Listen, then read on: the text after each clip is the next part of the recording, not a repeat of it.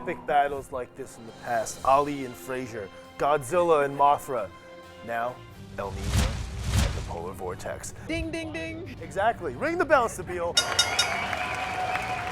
They are colliding, creating a very volatile weather pattern going on in New Jersey. We may get a little bit of snow. We may get a little rain. It's going to be hot. It's going to be cold. Dan Zarrow, NJ1015 meteorologist. He's here to break it all down for us. It certainly is difficult since Mother Nature's been so temperamental so far this winter. Our record warm December, and then we had our first real Arctic blast this week.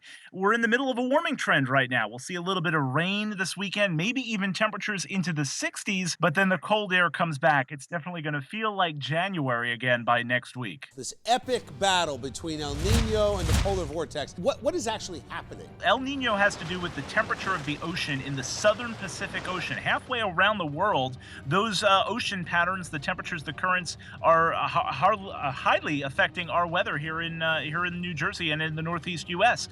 That's what brought us that warm December. The polar vortex, on the other hand, that refers to this large pool of cold air to the north, which so far we haven't really seen this winter.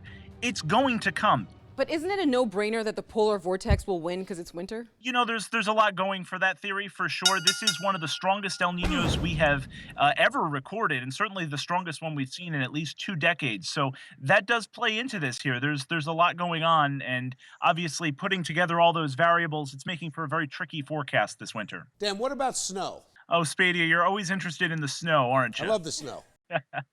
You know what? Right now we're tracking a little storm system that's going to move across the country through the middle of next week. By about Tuesday night into Wednesday, it should be here.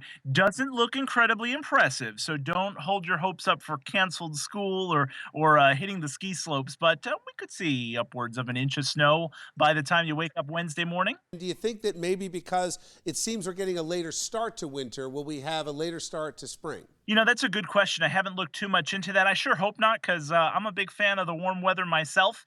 So hopefully we can get all the snow done with early, and then we'll start to see the flowers, and we can enjoy the summertime down at the Jersey Shore. All right, Dan. I'll see you tomorrow morning. Thanks. See ya. Dan.